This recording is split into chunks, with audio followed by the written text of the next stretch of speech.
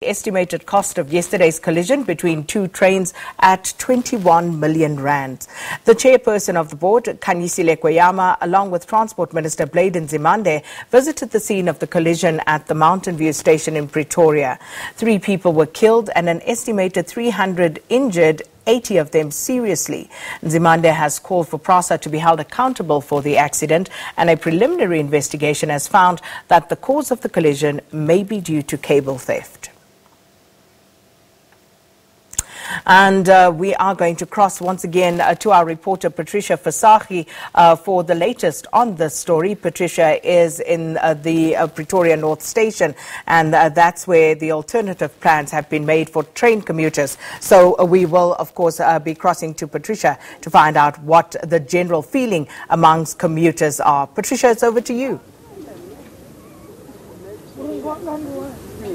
Good morning, Sakina. Of course, we continue with the live coverage of this particular story as it develops here on the ground. You can see this long queue of commuters who, of course, have been given this contingency plan by Metrorail. We're here at the Pretoria North Station. Since very early this morning, we've seen buses coming in, in their numbers to pick up the commuters and fare them to the other stations, in particular the Hercules area where Mountain View is. Some of them who, of course, have to go in that direction. But, of course, you would imagine that a lot of them have been left frustrated.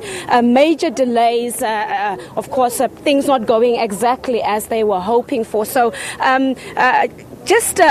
getting the feel from some of the viewers, for the viewers here, getting the commuters to speak to us, just maybe to hear how they feel.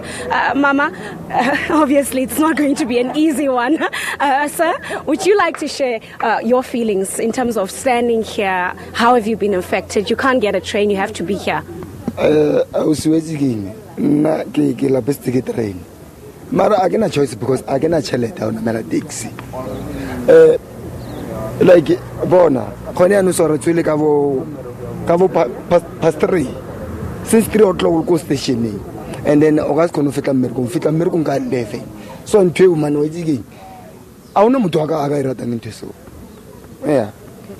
Sakina, there you hear it from one of the commuters saying that they've been up since very early this morning, left frustrated, but they do not have a choice. They have no other alternative but to depend on the train services, and of course train services that we have seen over the months leading to accidents, claiming people's lives, being very much unreliable at times and also unsafe. Of course, we've heard the Minister of Transport, Dr. Blade Nzimande, yesterday highlighting his frustration, saying a culture of accountability needs to be enhanced to solve these problems. Again, highlighting that he thinks that it is linked to a cable theft, but deeper investigations needs to be done, in particular into the security tenders in terms of what is going on there. The minister highlighting that these security companies that are hired by Prasa and Metrorail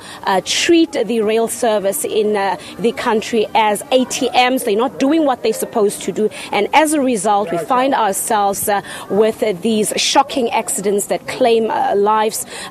Just last year, 2018, we counted about 5 serious train accidents in the country, and just January, meaning that about a year ago we had the Sosholoza Mail, the long distance train, where 18 people were killed in that tragic accident. And this year, again, a year later, we find ourselves starting the commuters here, the train commuters here, again on this sad note where 3 lives were claimed, 640 people injured, 11 of them remain critical in the various hospitals across the capital city.